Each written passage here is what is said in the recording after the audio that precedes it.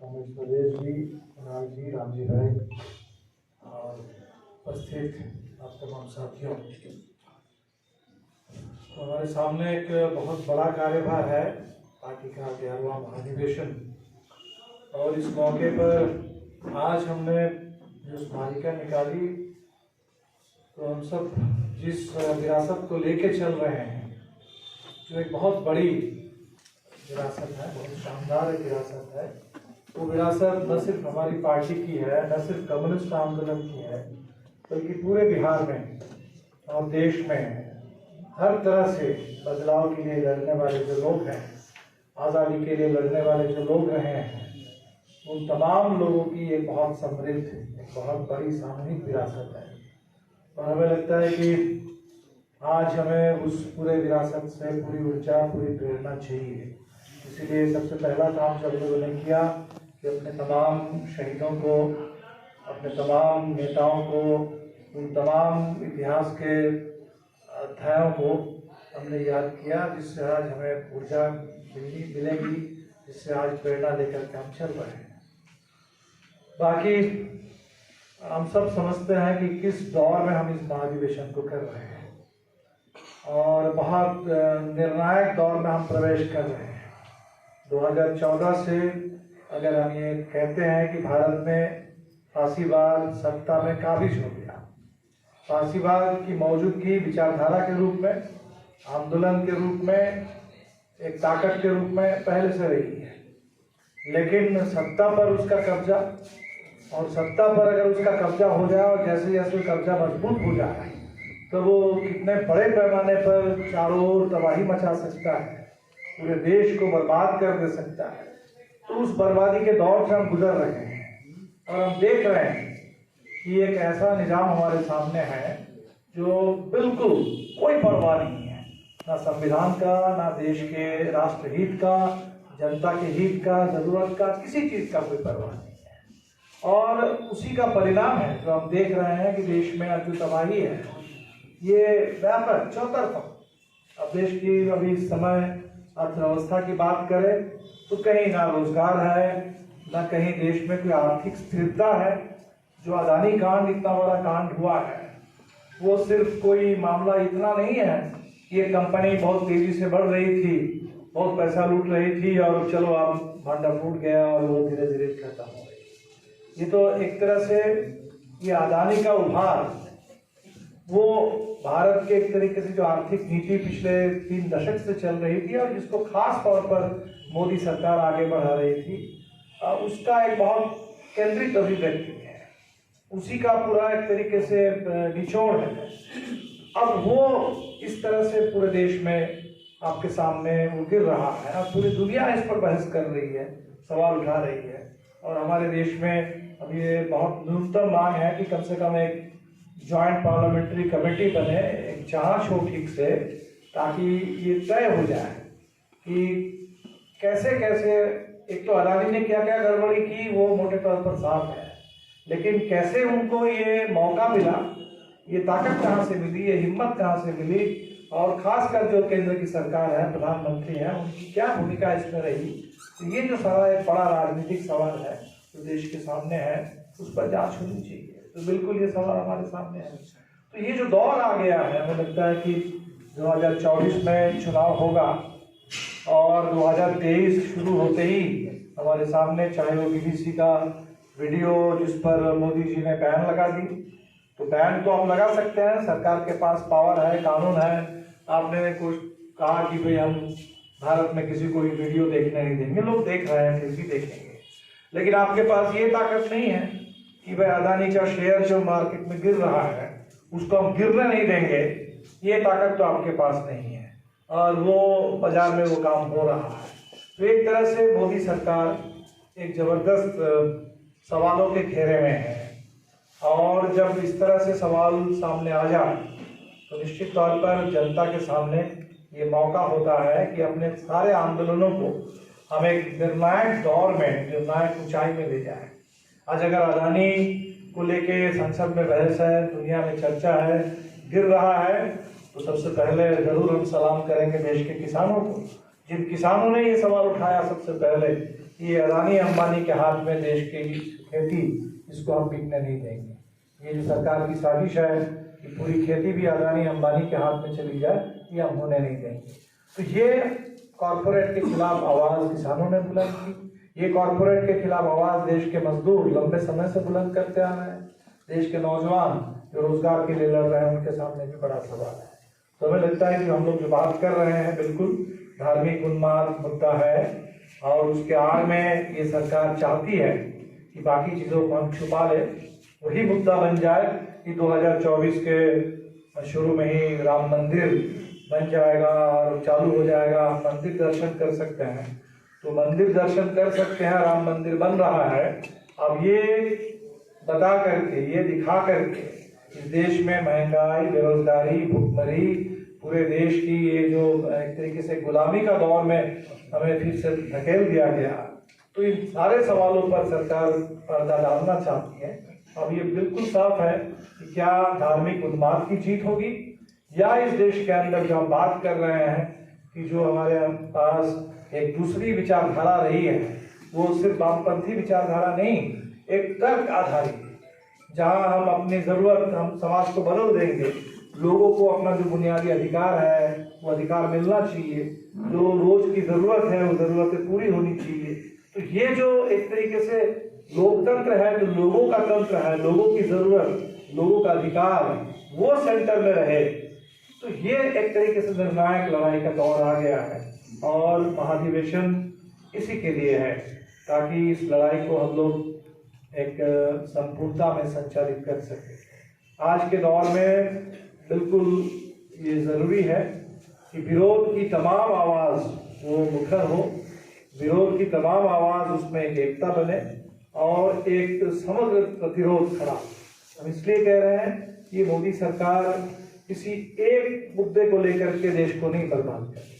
आर्थिक मोर्चे पर, आपके ज्ञान के मोर्चे पर, देश में संविधान, कानून, न्याय के मोर्चे पर, हर तरह से अगर आप देख लेंगे कि उत्तराखंड में एक पूरा का पूरा शहर जोशीमठ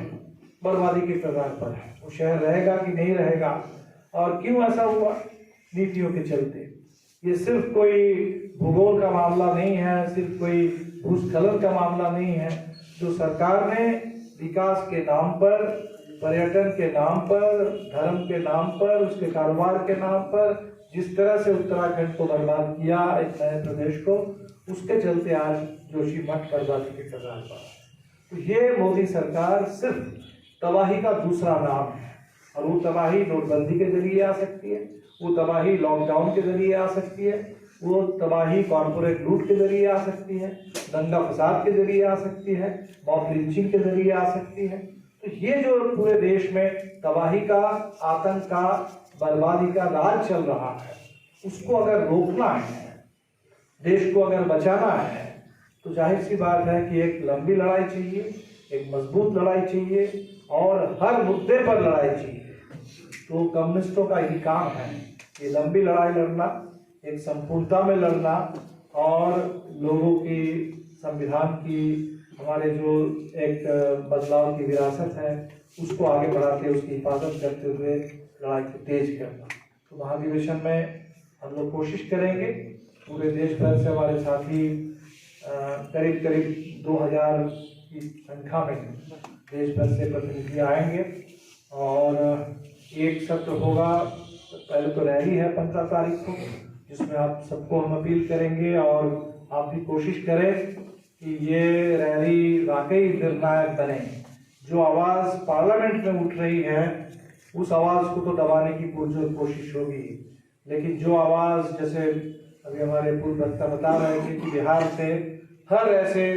निर्णायक क्षण में, हर ऐसे निर्णायक मोड़ पर आवाज़ उठती रही है, और वो आवाज़ जब बिहार से निकलती है, एक मजबूत जनता की आवाज़, तो वो आवाज़ देश को बदल देती है। तो वो आवाज़ ये गांधी मैदान की लोकतंत्र बचाओ, देश बचाओ रैली से निकले और पूरे हिंदुस्तान में गूंजे। तो ये सब हम सब की जिम्मेदारी है, इसकी गारंटी करना। और जो 16 से 20 जो एक तरह से पार्टी का आंतरिक सम्मेलन है, प्रतिनिधियों का सम्मेलन है, लेकिन इसमें भी हमने कोशिश की इसको सिर्फ पार्टी का आंतरिक सम्मेलन के रूप में इसको सीमित रखने के बजाय आज जो व्यापक एकता की जरूरत है, जो लड़ाई का प्रतिरोध का व्यापक संदर्भ बन रहा है, उसके साथ पार्टी के इस कार्यक्रम को, इस आयोजन को जोड़ने की हमने कोशिश की है। और इसीलिए इसमें कुछ खास सत्र भी होंगे। एक उद्घाटन सत्र होगा जिसमें हम देश के तमाम बड़े वामपंथी दलों को या बिहार झारखंड के इलाके में कार्यरत कुछ अन्य वामपंथी शक्तियों को सबको आमंत्रित कर रहे हैं, ताकि एक मजबूत वामपंथी एकता देश के अंदर बने। क्योंकि जाहिर सी बात है, लड़ाई अगर कॉर्पोरेट के खिलाफ है, लड़ाई अगर पूरे धार्मिक उन्माद के खिलाफ धर्मनिरपेक्ष ताकतों की है, तो जिस हिम्मत के साथ और प्रतिबद्धता के साथ, निष्ठा के साथ और एक लंबी लड़ाई जो वामपंथी लड़ेंगे, उनसे ज़्यादा उम्मीद है लोगों की, देश की। इसीलिए एक विशेष जोर उस पर रहेगा। और 18 तारीख को एक खास सत्र होगा, एक जन कन्वेंशन के रूप में, जिसमें हमने नीतीश जी को भी आमंत्रित किया है, तेजस्वी जी को भी, जीतन राम मांझी जी को भी, हमारे कांग्रेस के खड़गे साहब को भी, बगल में हेमंत सोरेन है उनको भी, तमिलनाडु से हमारे दलित नेता हैं, सांसद हैं तिरुमावलवन, बीसी के पार्टी के नेता, उनको भी, ताकि एक व्यापक विपक्षी एकता की दिशा में बिहार से आवाज बने। तो बिहार में हम लोग बिल्कुल इस मामले में स्पष्ट हैं कि सबसे पहला तो बिहार आंदोलनों के लिए जाना जाता है, और वो आंदोलन भी गरीबों का, बिहार के नौजवानों का। हर आंदोलन में देख लीजिए, जहाँ पूरे साहस के साथ उस आंदोलन को जहाँ तक ले जाना हो और जिस तरह से भी लड़के न्याय हासिल करना हो, तो बिना कोई विदाउट कंप्रोमाइज, बिना रोके, ये आंदोलन, ये है बिहार। इसीलिए ये आंदोलन की जो ताकत जमीन पर है, आज जो बिहार में हम देख रहे हैं कि सत्ता के धरातल पर भी बदलाव हो रहे हैं। ये एनडीए देश में टूटा है, एनडीए टूट रहा है। किसान आंदोलन हुआ तो अकाली दल एनडीए से उसको हटना पड़ा, अकाली दल ने एनडीए से नाता तोड़ करके अब पंजाब में वहाँ आम आदमी पार्टी की सरकार बन गई। देश में भारतीय जनता पार्टी का जो दबाव आया, पूरे फेडरलिज्म पर हमला शुरू हुआ, हर जगह एक पार्टी, एक नेता, एक तरीके से एक गुजरात के कंपनी, ये जो शुरू हुआ, तो आपने देखा कि महाराष्ट्र में एनडीए टूटा, शिवसेना उससे अलग हुई, कुछ दिनों तक वहाँ अलग सरकार बन गई, फिर भारतीय जनता पार्टी ने उस सरकार को बदल दिया खरीद करके। तो इस मामले में बिहार में जो बदलाव हम देख रहे हैं, जो नीतीश जी ने फिर एक बार एनडीए से नाता तोड़ा, जब यहीं आकर के पटना में नड्डा साहब ने कह दिया कि देश में एक ही पार्टी रह जाएगी, भारतीय जनता पार्टी, और 50 साल हम राज करेंगे, तो जिसको हम कहते हैं कि सर्वसत्तावाद, ये जो सत्ता का अहंकार है और हर चीज पर कब्जा जमानी, पूरे देश पर, हर पंचायत से लेके पूरे पार्लियामेंट तक, पूरे देश की संपूर्ण सत्ता पर, संपूर्ण संपत्ति पर, हर चीज पर पूरा कब्जा जमाने की जो पूरी कोशिश है। तो जब ये बात आई, तब हमने देखा कि अब नीतीश जी को भी लगा कि अब इस एनडीए में हम रह नहीं सकते। तो ये जो उन्होंने नाता तोड़ा, तो हमें लगता है कि ये जो बिहार में बड़ा आंदोलन था, तब जाकर के 2020 के चुनाव में ये परिणाम निकला था कि हम करीब सत्ता में पहुंचने वाले थे। मध्य बिहार का, दक्षिण बिहार का जो रुझान था, ये अगर उत्तर में भी रहता, यही रुझान अगर सीमांचल में भी रहता, तो सरकार तो बदल जाती। लेकिन दक्षिण बिहार ने खास तौर पर जन आंदोलन के बल पर जो एक संकेत दिया था, अब उसी दिशा में बिहार आगे बढ़ने लगा। तो हमें लगता है कि बिहार में बदलाव की धरती है, वो बदलाव की बुनियादी ताकत जनता है, जनता का आंदोलन है, और जनता अगर सजग हो, आंदोलन अगर मजबूत हो, तो निश्चित तौर पर सत्ता पर भी उसका असर पड़ता है, और सत्ता की राजनीति करने वाले लोगों पर भी वो असर जब पड़ता है तो बदलाव और बढ़ जाता है। तो हमें लगता है कि बिहार से ये जो उम्मीद जगी है, जिसको लोग कह रहे हैं कि बिहार मॉडल जो नीचे से जनता के आंदोलन से खड़ा होता है और हर दमन को झेलते हुए बदलाव के एजेंडा को आगे बढ़ाता है, और फांसीवाद के सामने भी डटा रहता है, टिका रहता है, लड़ता रहता है, और अंततः हम इस मामले में जरूर मानेंगे कि सिर्फ महाधिवेशन नहीं, लेकिन बिहार से ये जो मॉडल खड़ा हो रहा है, ये जो आंदोलन की ताकत और तेज है, ये निश्चित तौर पर ये फांसीबाग के इसके ताबूत पर यह आखिरी कील जरूर साबित होगा और इस देश को फांसीबाग से, उसके चंगुल से मुक्त करना, संविधान को, लोकतंत्र को उससे आज़ाद करना, ये जो हमारे सामने बड़ा काम है, हम इसको कर पाएंगे। तो अभी तो सामने बहुत बड़ा काम है और बस उसकी तैयारी है। और महाधिवेशन अगर हमें तो लगता है अगर सफलता के साथ हम संपन्न कर लें, अभी 2023 हम शुरुआती दौर में है, जनवरी फरवरी का महीना है, पूरा का पूरा साल बचा है, 24 की महत्वपूर्ण लड़ाई हमारे सामने है। तो अगर अंजाम अच्छा हो तो निश्चित तौर पर हम इसको मंजिल तक जरूर पहुंचा पाएंगे। और देश में अब जा करके अदानी अगर डूब रहा है तो अदानी और मोदी अगर एक ही समय में, एक ही प्रक्रिया के तहत, एक का उभार अर्थव्यवस्था में, कॉर्पोरेट दुनिया में, और एक का सत्ता की राजनीति में, तो सत्ता में आर्थिक सत्ता और राजनीतिक सत्ता, ये दोनों धरातल पर ये जो दो ताकत का उभार हुआ था और दोनों एकाधिकार अपना पूरा कायम करना चाहते हैं। तो अगर अदानी डूब रहे हैं तो मुझे लगता है कि मोदी जी के लिए भी बने रहना बहुत दिन तक संभव नहीं होगा। और हम लोगों की पूरी कोशिश होनी चाहिए कि ऐसा झंझावात हम देश में खड़ा करें, ये पूरी आर्थिक नीति, ये पूरे धार्मिक उन्माद, संकीर्णता, नफरत, इसकी राजनीति और ये जो अंग्रेजों के तर्ज पर आतंक के जरिए, अन्याय के जरिए, अत्याचार के जरिए शासन करने का ये जो तरीका है, ये समूचा, इसको हम एक शब्द में कहते हैं फांसीबाग, इस पूरे तंत्र को ही हम हिंदुस्तान में हम खत्म कर दे, डुबो दे और देश में लोकतंत्र का और जन आंदोलनों का एक नया उभार, नया दौर आ जाए। इसी के लिए हमारा ये महाधिवेशन समर्पित है और हम सब लोग इसी काम में लगे हैं। आप सबसे यही अपील करते हुए मैं अपनी बात खत्म करूंगा। तो समय है, हमारे नजर में हम सब लोग अभी इस पूरे आंदोलन के सिपाही हैं। कौन पार्टी से जुड़े हैं, कौन नहीं है, वो बहुत मायने नहीं रखता, लेकिन जब एक बड़ा मकसद हमारे सामने है, एक बड़ा लक्ष्य हमारे सामने है, तो ये आंदोलन आज का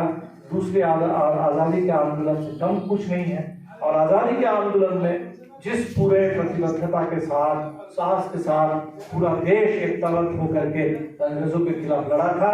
बुरे अंग्रेजों के खिलाफ, आज भगत सिंह के कहने के रूप में ये बुरे अंग्रेजों के खिलाफ, उनके शासन के खिलाफ भी उसी तर्ज पर बिल्कुल लड़ना होगा, हिटलर शाही के खिलाफ लड़ना होगा। हम सब लोग इसी संघर्ष के साथी हैं, सिपाही हैं, हम लोग मिलजुल करके लड़ेंगे और पूरा का पूरा पटना का ये आयोजन ये सफल हो। हमारी पार्टी के साथियों के साथ साथ मुझे पूरा भरोसा है कि पूरे पटना और बिहार के तमाम न्याय पसंद लोग, तमाम आज़ादी पर आज़ाद ख्याल के लोग, तमाम लोकतंत्र के लिए समर्पित लोग, उनका पूरा सहयोग मिलेगा और हम सब लोग मिलकर इसको सफल करेंगे। आप सबका बहुत बहुत शुक्रिया और आगे हम लोग इसी तरह से आगे बढ़े। इनकलाब।